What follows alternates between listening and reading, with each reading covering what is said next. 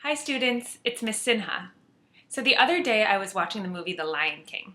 I'm not going to give anything away in case you haven't seen it, but there's this one scene of a huge pack of animals stampeding or running towards the main character, Simba.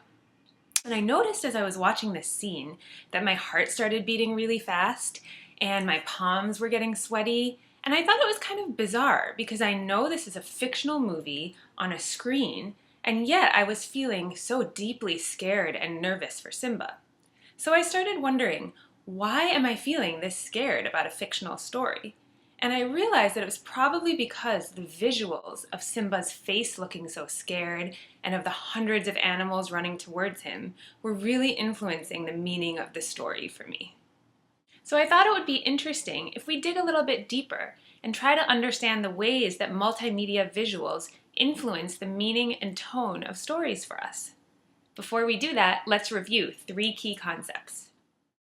First, multimedia, which means many different kinds of communication.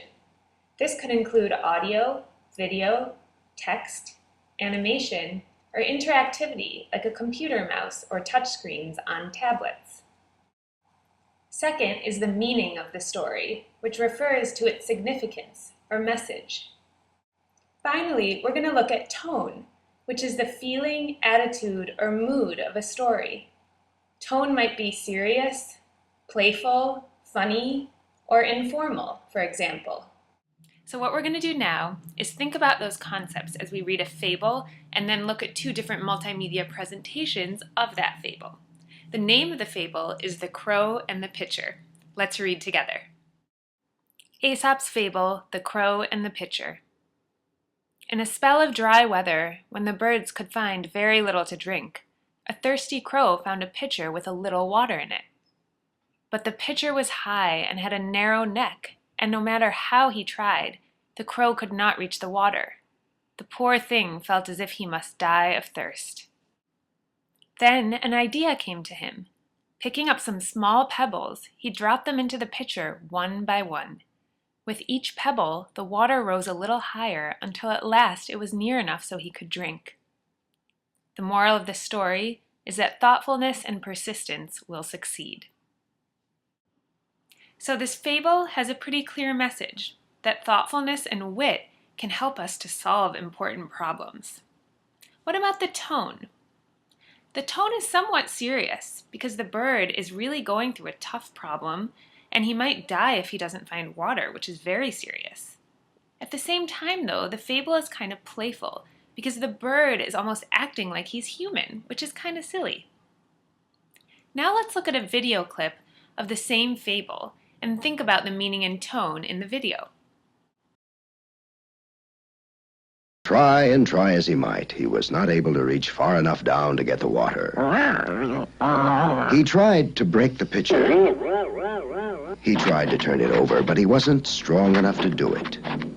Just as he was about to give up in despair, he had an idea. He picked up a pebble and dropped it into the pitcher.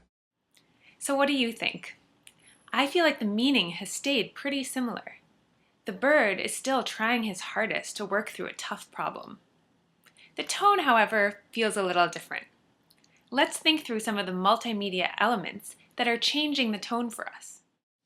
I think that both the visual elements, the cartoon animations, and the audio, the funny sound effects, are making the fable feel more like a comedy. It's funny and silly. Now let's take a look at an iPad app called Wild Fables and see if the same fable, The Crow and the Pitcher, changes in its meaning or tone based on some of the multimedia elements in the app. Here, we see the crow trying to knock the pitcher of water over so he can drink some of the water, but he's not very successful. And here, we see the part where the crow comes up with the idea to drop pebbles into the water so that the water level will rise. So in the app, I actually felt that the tone stayed pretty similar to the written version of the fable. The meaning, however, really changed for me because I was interacting with the illustrations to try to help the crow knock the pitcher over to get the water or drop pebbles into the pitcher to drink the water. So I really felt like I could understand what the crow was going through because I was going through the same thing due to the interactive elements of the iPad and the app. So to summarize, the written version of the fable established the meaning and tone for us. The video version influenced the tone or the mood of the fable because the cartoons and sound effects made it funny. The app influenced the meaning by strengthening the central message with its interactive elements. So next time you're reading a book, watching a movie, listening to a podcast, or playing an app, think about the way that the multimedia elements are influencing the way you understand the story. As for me, I'm going to go finish watching The Lion King, keeping all the concepts that we learned today in mind.